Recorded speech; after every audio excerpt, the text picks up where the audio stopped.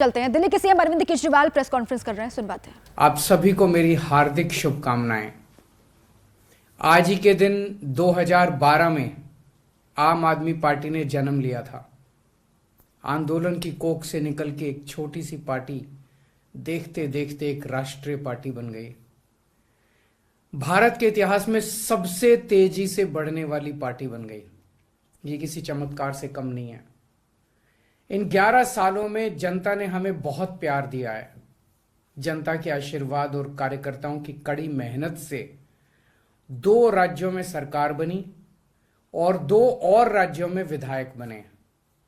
आज देश के हर कोने में आम आदमी पार्टी की चर्चा है, आम आदमी पार्टी का कार्यकर्ता है हर कोने में, चाहे वो कश्मीर हो, केरल हो, गुजरात हो, अरुणाचल प्रदेश हो। ये बहुत बड़ी बात है। मुझे याद है आंदोलन के समय रामलीला मैदान में लोग पूछते थे, आप लोग भ्रष्ट नहीं होंगे, इस बात की क्या गारंटी है। आज मैं आम आदमी पार्टी से जुड़े हर व्यक्ति से कहना चाहूंगा कि पिछले 11 सालों में जितना आम आदमी पार्टी को टारगेट किया गया है, भारत के इतिहास में किसी और राजनीतिक पार्टी को इतना टारगेट नहीं किया गया। पिछले 11 साल में इन्होंने हम पे 250 से ज्यादा फर्जी केस किए हैं। ED, CBI, IT, Delhi police, न जाने कोई एजेंसी नहीं छोड़ी। देश की सभी एजेंसियों को आम आदमी पार्टी के पीछे छोड़ दिया इन्होंने। लेकिन आज तक इन्हें एक भी कोई भी सबूत नहीं मिला, एक पैसे की गल हेराफेरी नहीं मिली, एक पैसे की रिकवरी नहीं हुई। हमारी ईमानदारी का सबसे बड़ा सर्टिफिकेट यही है। आज मेरा मन थोड़ा भारी है। यह पहला स्थापना दिवस है जब हमारे साथ मनीष सिसोदिया जी नहीं है, सत्येंद्र जैन जी नहीं है, संजय सिंह, विजय नायर हमारे साथ नहीं है। उन लोगों को फर्जी केस में जेल में डाल दिया गया है। भाजपा वालों को दूसरी पार्टियों के नेताओं पे फर्जी केस करके झुकाना आता है, लेकिन आम आदमी पार्टी को झुकाना नहीं आता। यह हम सबके लिए गर्व की बात है कि आज तक हमारा एक भी एमएलए या एक भी नेता ना बिका ना टूटा। इनके परिवार भी नहीं टूटे, उनके परिवारों ने भी साथ दिया। बहुत कोशिश की उन्होंने हमारे नेताओं को झुकाने की, लेकिन हमारे एक भी नेता को तोड़ नहीं पाए। हमारे नेताओं के पास भी बड़े बड़े लोग आए, बोले मोदी जी से मिल जाओ, समझौता कर लो, हम मध्यस्थता करवा देंगे, लेकिन हमारा एक भी नेता नहीं झुका। हमें गर्व है हमारे नेताओं पे। आज हम उनके संघर्ष को सलाम करते हैं। हम भगत सिंह के चेले हैं, सच्चाई के रास्ते पे चले हैं।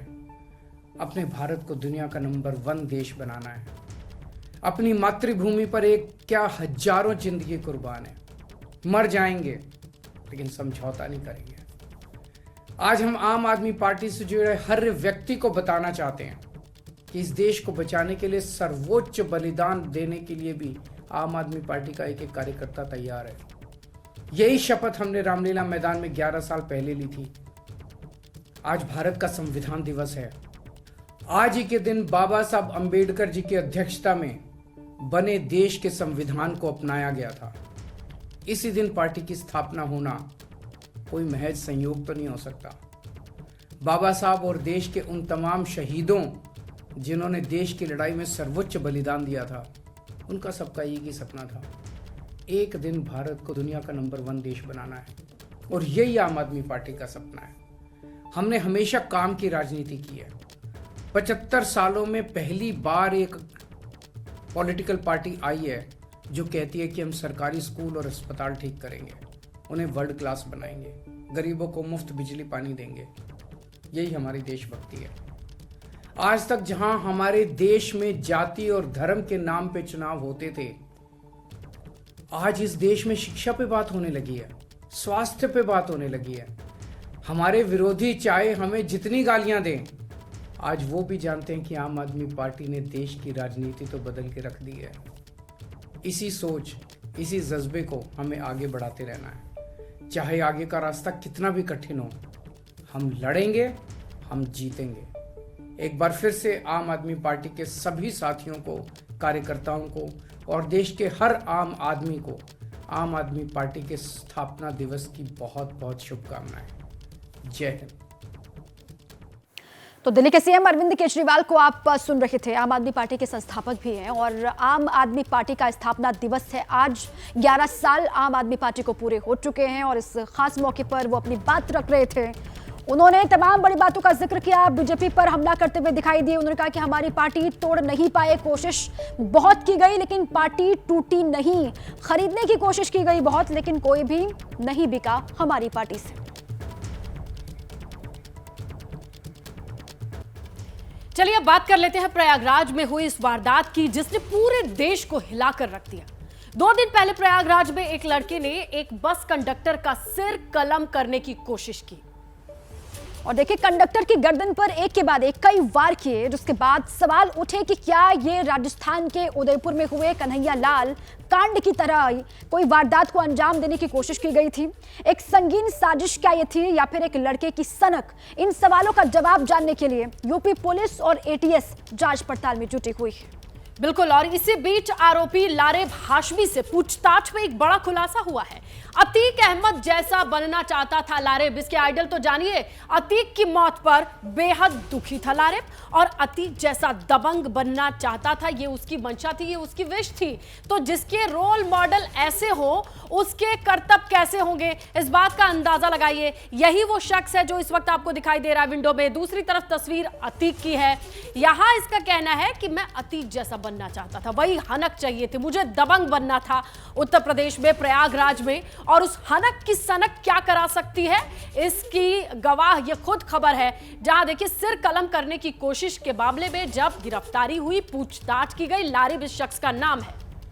देखिए पुलिस के मुताबिक बस कंडक्टर की गर्दन काटने की कोशिश करने वाला आरोपी अतीक की तरह ही जुल्म की दुनिया में अपना नाम करना चाहता था। ये बात सामने आई पुलिस की तरफ से। वो उसकी तरह बनना चाहता था और इसलिए उसने अतीक की तरह ही सिर पर साफा पहनना भी शुरू कर दिया था। और जिस दिन अतीक की हत्या की खबर उसने सुनी थी, उस दिन वो बहुत दुखी भी हुआ था। और वारदात के बाद उसने जो वीडियो पोस्ट किया उसमें भी वो अतीक अहमद जैसा साफा पहनता हुआ दिखाई दे रहा है। सीधा रुख करते हैं हमारे सहयोगी वरुण जैन का, प्रयागराज से जुड़ चुके हैं। वरुण, इस शख्स को लेकर के, इसके बैकग्राउंड को लेकर के किस तरीके की जानकारी है? देखिए बिल्कुल जिस तरीके से जांच आगे बढ़ रही है, मामला बेहद संदिग्ध हो रहा है। एटीएस भी जांच कर रही है। आप देखिए किस तरीके से जो चापड़ है उसका इस्तेमाल इस वारदात में किया गया था। जिस तरीके से गर्दन पर वार किया, यानी कि कहीं ना कहीं धड़ से अलग करना चाहता था उसके सर को। और जिस तरीके से जो आरोपी है उसके मोबाइल से, उसके लैपटॉप से कई मौलवियों की, पाकिस्तान में बैठे कई जो मौलाना है उनकी जो तकरीरें हैं, उनकी वीडियोस हैं, उनके जो भड़काऊ भाषण है वो मिले, उससे कहीं ना कहीं मामला बेहद संदिग्ध हो जाता है। पुलिस को जांच के दौरान ऐसा लग रहा है कि कहीं ना कहीं जो ये आरोपी है लारेब, ये कट्टरवाद और जिहाद की तरफ का रास्ता जो था, ये अतीक को अपना आइडल मानता था। पुलिस तो ये भी कह रही है पुलिस के मुताबिक कि अतीक को ये फॉलो करता था, अतीक को अपना आइडल मानता था, उसी की राह पर चल रहा था। जो मौत की खबर सुनी तो दुखी हुआ, साफा पहनना शुरू कर दिया। ये तमाम चीजें क्या दर्शाती हैं? अतीक से वो इंस्पायर था और इसीलिए ये सनक उस पर हावी थी। देखिए बिल्कुल जांच के दौरान पूछताछ में ये बात सामने आई है कि अतीक अहमद की तरह वो एक बड़ा नाम कमाना चाहता था और उसी से इंस्पायर होकर उसे अपना रोल मॉडल बनाते हुए उसने साफा पहनना भी शुरू किया था। ये भी उसने पूछताछ के दौरान बताया कि जब उसे अतीक की मौत की खबर मिली थी वो बहुत ज़्यादा दुखी हो गया था। तो आप देखिए किस तरह के उसके रोल मॉडल थे, किस तरीके से वो मौलवियों की, जो पाकिस्तान में बैठे मौलवी उनकी तकरीरों को सुना करता था, उन्हें फॉलो किया करता था। किस तरीके से उसने गले पर हमला किया कि धड़ से सर को अलग करने की कोशिश की। ये सब वो जो चीजें सामने निकल कर आ रही है वो इस मामले को बेहद संदिग्ध बना देता है और यही वजह है कि एटीएस भी इस पूरे मामले की पड़ताल में जुड़ गई है। मोइन भाई हमारे साथ मौजूद है, शुरू से इसको कवर कर रहे थे। मोइन भाई की मामला सीधा साधा नहीं है, ये एक पैसों के लेन देन का झगड़ा नहीं लग रहा पुलिस को कहीं ना कहीं शुरुआती जांच में। देखिए अब तक जो जांच हुई है, चाहे यूपी पुलिस ने जांच की हो, चाहे यूपी एटीएस ने जांच की हो, उसमें ये साफ हो गया है कि कोई सामान्य व्यक्ति इस तरीके की वारदात को अंजाम नहीं दे सकता है। क्योंकि उसने जब चापड़ से हमला किया उस वक्त बस के अंदर पर उसने जिहादी नारे लगाए थे। वारदात को अंजाम देने के बाद जब वो बस से नीचे कूदा, उसने 1.5 मिनट का वीडियो बनाया, उसमें भी लगातार वो लब्बैक कर रहा था, जिहादी नारे लगा रहा था। और पाकिस्तान के जो इस्लामिक स्कॉलर हैं खादिम हुसैन रिजवी, उनका भी नाम उसने लिया। और जो खादिम हुसैन रिजवी हैं वो बहुत जो है एग्रेसिव विचारधारा के माने जाते हैं, दुनिया भर में उनके तमाम फॉलोअर हैं और ये उनका बहुत बड़ा फॉलोअर था। खादिम हुसैन रिजवी का नाम इसने लिया हुआ था क्योंकि इसके दिमाग में उन स्पीचेस से ये भर गया था कि हम जो कुछ कर रहे हैं वो धर्म के नाम पर कर रहे हैं, अच्छा कर रहे हैं और आसमान से फरिश्ते हमें बचाने के लिए आएंगे, क्योंकि ये बात खुद उसने अपने 1.5 मिनट के वीडियो में कही थी। तो निश्चित तौर पर अभी सीधे तौर पर किसी आतंकी संगठन से जुड़े होने के सबूत ना मिले हों, लेकिन जो एटीएस की टीम है, जो यूपी पुलिस की टीम है, उसको आशंका इस बात की है कि कहीं ना कहीं से ये प्रभावित था, कहीं ना कहीं किसी न किसी के संपर्क में था। इसको इस बात की पूरी उम्मीद थी कि बिल्कुल ठीक है मोइन और वरुण, बिल्कुल ठीक है। अब जो इलेक्ट्रॉनिक गैजेट्स मिले हैं उससे और जानकारी हासिल की जाएगी, उसके बाद फिर आगे बढ़ा जाएगा। असल में ये वजह क्या, सनक या फिर साजिश? बिल्कुल सर तन से जुदा का ये पूरा मामला या फिर उसकी कोशिश। प्रयागराज में आखिरकार हुआ क्या था, ये सारी चीजें आई कहां से, इसका टाइमलाइन आपको समझाएं। 24 नवंबर को यूनाइटेड इंजीनियरिंग कॉलेज के गेट पर यह वारदात सामने आई, ये मामले की शुरुआत थी। और देखिए, बीटेक स्टूडेंट लारेब हाशमी का बस कंडक्टर पर हमला, और खुद लारेब ने इस बात को कबूला। बस कंडक्टर की गर्दन पर आरोपी ने चापड़ से एक के बाद एक कई वार किए। बिल्कुल, और मजहबी नारे लगाते हुए आरोपी लारेब हाशमी फरार हो जाता है। मतलब बस के भीतर कैसा लगा होगा लोगों को, उसका अंदाजा लगाइए। फरार होने के बाद आरोपी ने सोशल मीडिया पर अपनी खुद की वीडियो पोस्ट भी की, यानी कि पब्लिक प्लेस पे ये सब कुछ चल रहा था। और वीडियो में आरोपी बोला, कंडक्टर ने इस्लाम का अपमान किया। इस पर गौर कीजिए आप। पुलिस चश्मदीदों के मुताबिक किराए को लेकर विवाद हुआ था, पुलिस ये बता रही है और चश्मदीद भी ये बता रहे कि किराए को लेकर कोई विवाद इनके बीच में हुआ था। वारदात वाले दिन ही पुलिस ने आरोपी लारेब हाशमी को धर दबोचा और पूछताछ जब की गई तो पुलिस वालों को यह पता चला कि आरोपी ने असलहा छुपाए हुए था। अगर सिर्फ किराए का लेन देन था तो असलहा लेके ट्रैवल क्यों कर रहे थे? और उसके बाद पुलिस असलहा बरामद कर ले करके अपने साथ ले गई। आरोपी ने भागने की कोशिश भी की। बिल्कुल, भागने की कोशिश के दौरान मुठभेड़ वहां पर हुई। आरोपी के पैर में पुलिस ने गोली मारी, आरोपी को गोली लगी क्योंकि भागने की कोशिश वो कर रहा था। मुठभेड़ वहां पर हो गई, उसके बाद उसको पकड़ लिया गया। देखिए, पैर में गोली लगने के बाद घायल हुए आरोपी लारेब हाशमी को पुलिस ने फौरन धर दबोचा। उसके बाद मीडिया को बताया गया कि आखिर मौका वारदात पर हुआ क्या था। थाना औद्योगिक क्षेत्र में यह सूचना मिली कि लारेब हाशमी नामक युवक ने एक सिटी बस के कंडक्टर को लेन देन के मामले में चापड़ मारकर घायल कर दिया है। पुलिस टीम तुरंत घटनास्थल पहुंची, चोटिल को तुरंत अस्पताल ले जाया गया और सुसंगत धाराओं में थाना औद्योगिक क्षेत्र में मुकदमा पंजीकृत किया गया। अभियुक्त को गिरफ्तार करके उसे पूछताछ की गई। जब पुलिस टीम द्वारा चापड़ की बरामदगी के लिए ले जाया गया अभियुक्त को, तब पहले से छुपे असले के द्वारा अभियुक्त ने पुलिस पे फायरिंग करी। पुलिस की आत्मसंरक्षक फायरिंग के दौरान अभियुक्त चोटिल हुआ, जिसे तुरंत अस्पताल ले जाया गया। एक राजपत्रित अधिकारी के नेतृत्व में विस्तृत पूछताछ के लिए टीम गठित की गई है। अग्रिम विधिक कार्रवाई प्रचलित है। इसी बीच ताजा अपडेट यह है कि बस कंडक्टर पर हमले के आरोपी लारेब हाशमी को 14 दिन की न्यायिक हिरासत मंजूर कर ली गई है।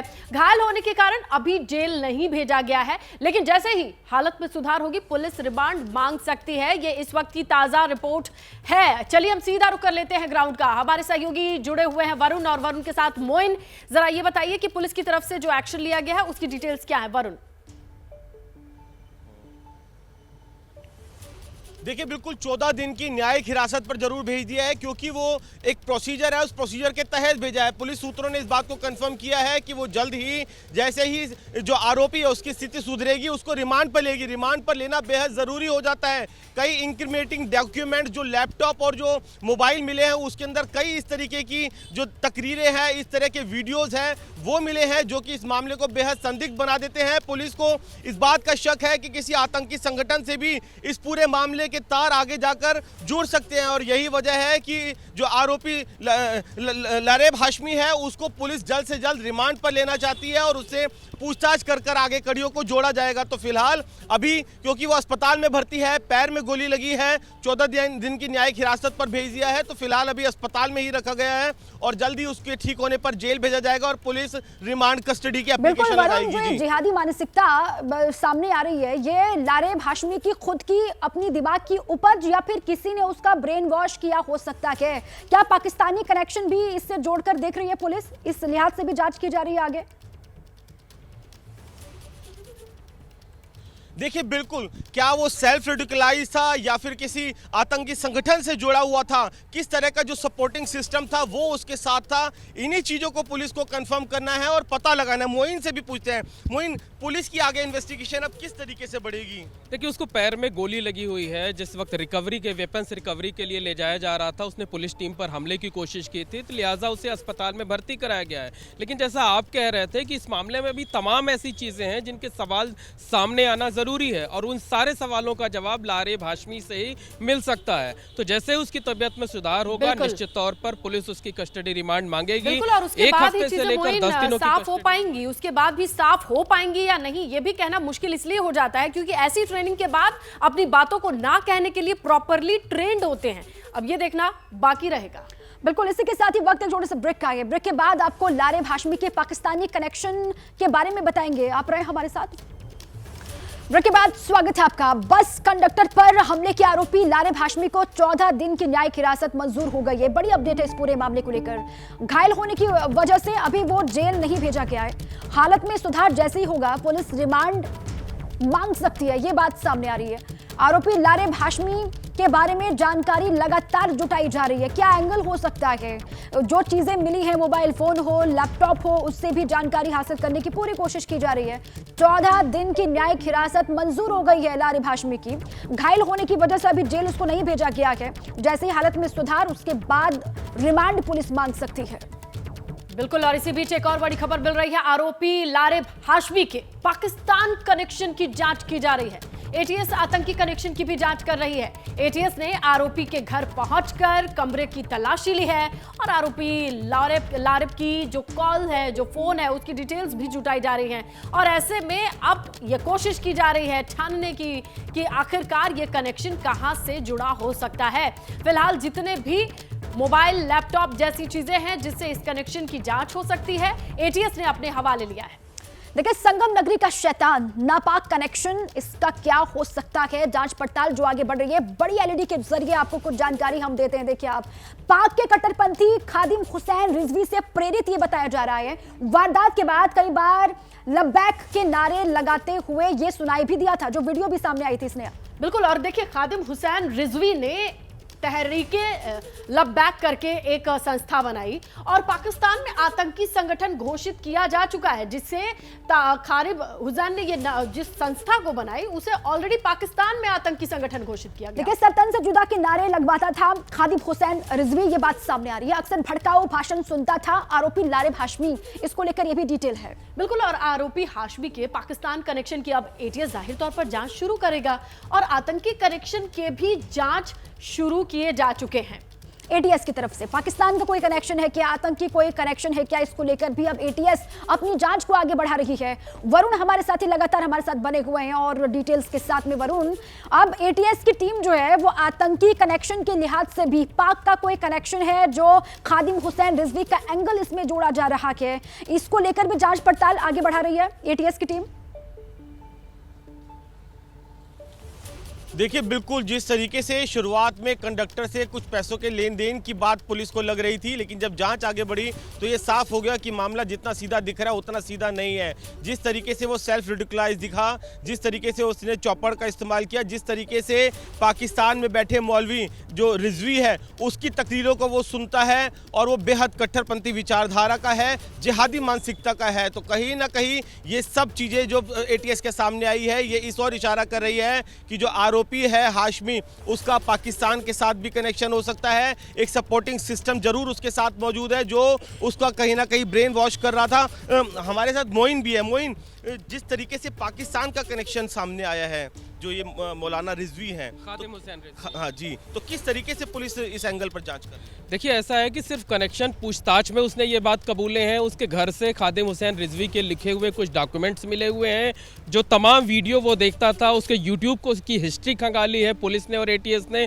उसमें भी ये चीज़ें मिली हुई हैं। और सबसे अहम है कि जो उसके घर से 3 डायरी बरामद हुई है, कुल 5 डायरी बरामद हुई है, लेकिन 3 डायरी ऐसी है जिसमें लारेब हाशमी खुद अपनी बातों को लिखता था, कभी हिंदी में लिखता था, कभी उर्दू में लिखता था। ये अब तक की बहुत बड़ी खबर है, यानी कि जो ये डायरी है बेहद इंपॉर्टेंट एक एविडेंस है जो कि आगे जांच को बढ़ाने में मदद करेगी। कई इंपॉर्टेंट लिंक्स इस डायरी के जरिए जो पुलिस है उसको मिल सकता है। किस तरीके से बिल्कुल ठीक है अरुण, ये बहुत ही इंपॉर्टेंट जानकारी आप दे रहे हैं, आप और मोइन आप रहे हमारे साथ। इसी बीच एक और बड़ी खबर है, आरोपी लारेब हाशमी के पाकिस्तान कनेक्शन की जांच भी की जा रही है। प्रयागराज कांड में एक लैपटॉप मिला है, सूत्र ये बता रहे हैं। एटीएस आतंकी कनेक्शन की जांच कर रही है। एटीएस ने आरोपी के घर पहुंचकर कमरे की तलाशी वहां पर ली और आरोपी लारेब कॉल डिटेल भी उसकी जुटाई जा रही है। उसके फोन से जो कॉल डिटेल्स हैं उनको हासिल किया जा रहा है, जुटाया जा रहा है, किससे वो बात करता था और क्या कुछ चीजें मिली हैं, परिवार वालों से पूछताछ और बहुत सारी चीजें हैं जिनके बारे में जानकारी हासिल करनी है। बिल्कुल, और इसी बीच और बड़ी खबर, पुलिस कमिश्नर रमित शर्मा ने एक एसीपी के नेतृत्व में टीम को गठित किया है और अब लारेब के परिजनों से पूछताछ की जा रही है। आरोपी छात्र के पिता मोहम्मद यूनिस पोल्ट्री फार्म चलाते हैं, 2 भाई हैं और एक बहन ऐसे परिवार में रहता है जिसमें भाइयों में दूसरे नंबर पर है। बड़ी बहन की शादी हो चुकी है, वो ससुराल में रहती है। परिवार में भी आरोपी लारेब हाशमी काफी गुस्सैल नेचर का था, काफी अग्रेसिव था, काफी गुस्सा आता था। अब देखिए, फैमिली की बैकग्राउंड की बात कर ले तो ये जानकारी हाथ लगी है, ये हम आपसे साझा करते हैं। जो शख्स आपको वीडियो में दिखाई दे रहा है, ये बस में हमला करता है और उसके बाद वीडियो बनाता है और उसमें किस दीपा। और अब बात कर लेते हैं तेलंगाना के चुनावी रण की, अपने आखिरी चरण में पहुंच चुका है। आज तेलंगाना की बात करें तो कई दिग्गज रैली कर रहे हैं। बिल्कुल, सभी पार्टियां एक दूसरे पर जुबानी हमले भी कर रहे हैं। आपकी टीवी स्क्रीन पर आपको 4 अलग अलग तस्वीरें हम दिखाने जा रहे हैं।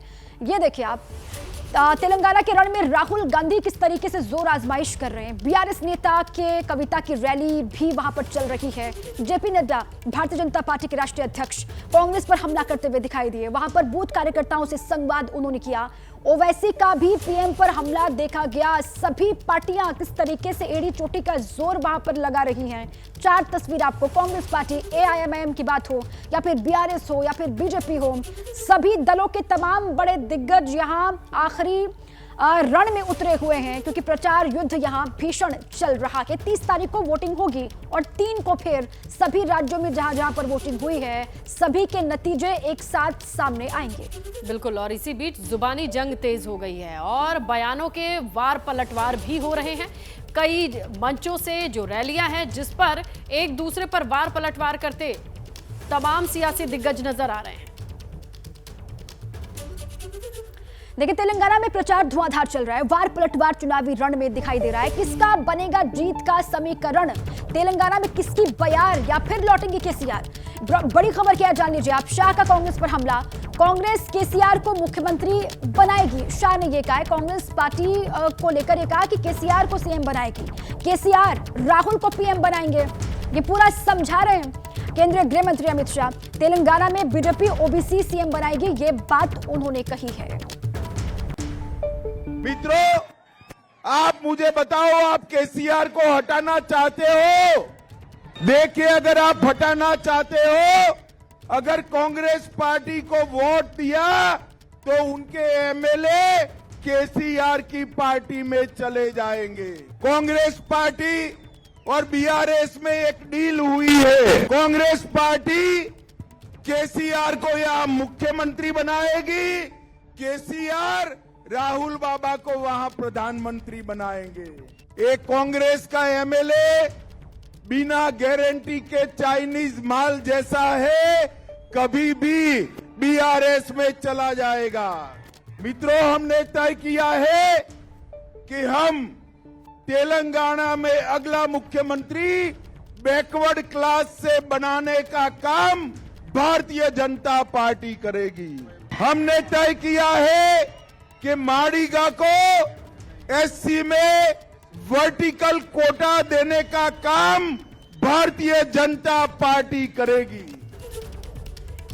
इसी बीच बड़ी खबर तेलंगाना की रैली में राहुल गांधी का बीजेपी पर हमला। बीजेपी की गाड़ी को पंक्चर कर देंगे, ये कहते नजर आए राहुल गांधी।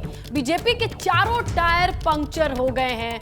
बीजेपी सिर्फ आरोप लगाती है, तो देखिए मंच से किस तरीके से एक दूसरे पर हमलावर हैं तमाम सियासी दिग्गज। इसमें एक रैली में राहुल गांधी का कहना है कि बीजेपी के चारों टायर पंक्चर हो गए हैं और सिर्फ आरोप लगाने का काम करती है बीजेपी।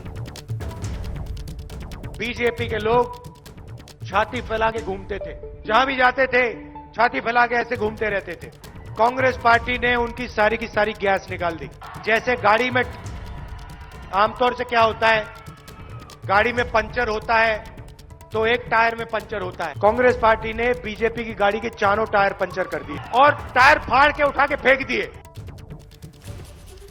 देखिए, राहुल गांधी का बीजेपी पर हमला आपने सुना। एआईएमआईएम प्रमुख असदुद्दीन ओवैसी भी लगातार बीजेपी और कांग्रेस पर हमला कर रहे हैं। आइए अब आपको सुनवाते हैं कि राहुल गांधी और पीएम मोदी पर एमआईएम अध्यक्ष असदुद्दीन ओवैसी ने क्या कुछ कहा। राहुल गांधी, हम छिछोरे, हमारे मुंह को नहीं लगना था तो चलो अब पहला जुमला सुनो। राहुल के दो प्यार, एक इटली एक मोदी। राहुल गांधी, आप बच्चे हैं, आपको ये दिमाग में बात आपके बैठी भी है कि मैं नेहरू खानदान से आता हूं, मैं सब कुछ बोल सकता हूं। याद रखो, किसी का फर्जा बाकी नहीं रखता असदुद्दीन ओवैसी। चाहे मोदी हो, राहुल हो, कोई बड़ा आदमी हो, सब बराबर है। याद रखो, आप जिसके घर में कोई नहीं रहता ना, उन्हें सबको लपेट लेता, जो दिखा लपेट लेता उसे। आप देखे होंगे वजीर आजम बाहर जाते हैं, कोई ममालिक का सरबरा आता, इखलाकन हाथ मिलाना, hello how are you, welcome, आज और चलिए आपको तस्वीरें दिखाते हैं तेलंगाना के महबूब नगर में स्टार प्रचारक उत्तर प्रदेश के मुख्यमंत्री योगी आदित्यनाथ की तस्वीरें। ये मंच की सीधी तस्वीरें आपके सामने हैं और इस मंच से मुख्यमंत्री योगी आदित्यनाथ उत्तर प्रदेश के, जो कि स्टार प्रचारक की भूमिका में रहते हैं, अब क्या कहेंगे ये सुनना होगा, क्योंकि तेलंगाना के रण में आप सुन ही रहे हैं कि किस तरीके से एक एक करके ये भीड़ देखिए, ये रैली की भीड़ देखिए, जोरों शोरों के साथ भगवा झंडा लिए लोग, आवाज सुनिए। योगी योगी के नारे लगाते तेलंगाना। तो दक्षिण में उत्तर प्रदेश के मुख्यमंत्री की लोकप्रियता। जय जय श्री राम, जय जय श्री राम।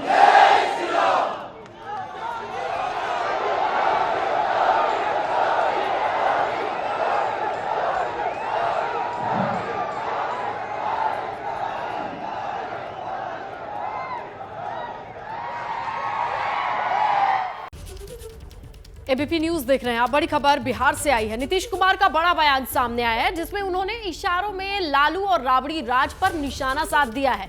क्या कहा है? लालू राबड़ी राज पर निशाना साधते हुए नीतीश ने पटना में भीम संसद पर क्या कुछ कह दिया। सीएम नीतीश कहते हैं कि 2005 से पहले कोई शाम को निकलता था, यानी सवाल पूछा है।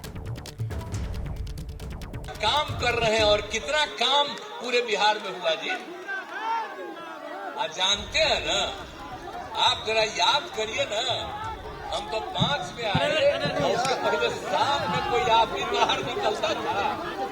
अब आप देखिए देर शाम का ग्राम तक क्यों देखता है, कैसा माहौल बना है। तो आपने सुना नीतीश कुमार को। सीधे आपको लिए चलते हैं, प्रकाश हमारे साथी जुड़ चुके हैं। प्रकाश, नीतीश कुमार को हम सुन रहे थे, वो सीधे सीधे लालू राबड़ी राज पर निशाना साधते हुए तमाम जो लोग हैं बिहार के, उनको 2005 के पहले की याद दिला रहे हैं और ये निशाना है सीधे सीधे कहीं ना कहीं लालू और राबड़ी राज पर।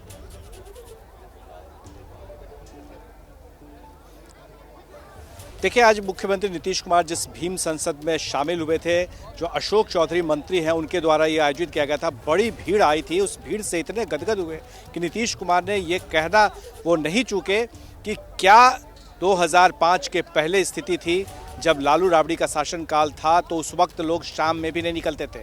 उनका मकसद ये था कि ये जो वेटनरी ग्राउंड है, जहाँ पर एक समय में लालू यादव रहा करते थे मुख्यमंत्री बनने से पहले चपरासी क्वार्टर में, यहीं पर वो सभा आयोजित की गई थी भारी भीड़ को देखते हुए उन्होंने कहा कि शाम में लोग नहीं निकलते थे। लेकिन इसके साथ ही 2 मुद्दे और भी यहाँ पर आए, और वो ये था कि देश का प्रधानमंत्री कैसा हो, नीतीश कुमार जैसा हो। इस मंच से ये भी नारे लगे, और किसी और ने नहीं बल्कि मंत्रियों ने नारे लगाए थे।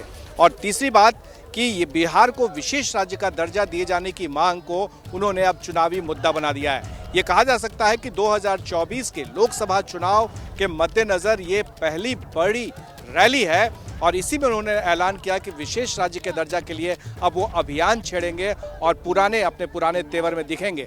लेकिन सवाल ये उठता है कि 2005 के पहले का जिक्र आखिर नीतीश कुमार क्यों कर रहे हैं, इसके पीछे क्या मकसद हो सकता है।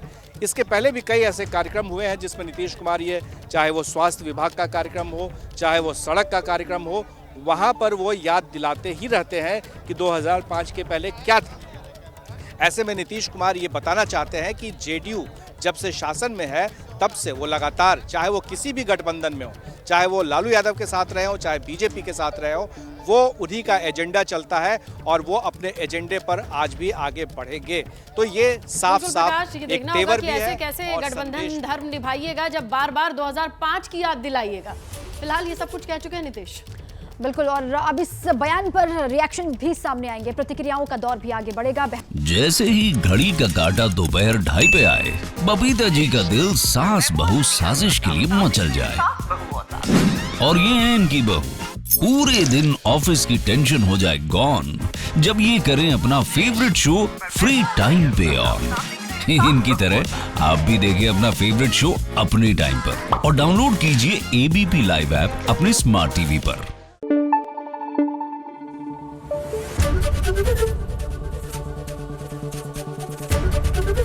ABP न्यूज आपको रखे आगे।